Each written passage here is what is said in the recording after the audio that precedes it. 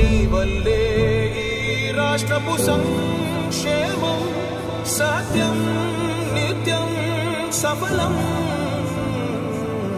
జనగణ మంగళదాయకుడా ఘనమగు చరితల నాయకుడా పలుతరములు మము పరిపాలించర స్వామికుడా.